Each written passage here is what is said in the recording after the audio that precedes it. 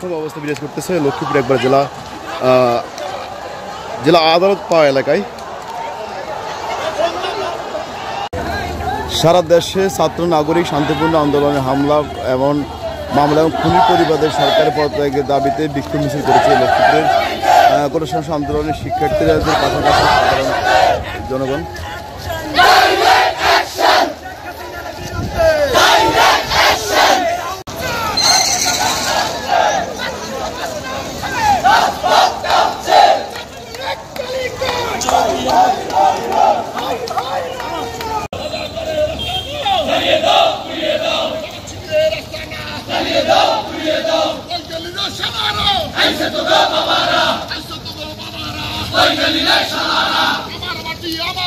পাকিস্তান হবে না, পাকিস্তান হবে না, আমার মাটি আমার মা, পাকিস্তান হবে না, পাকিস্তান হবে না।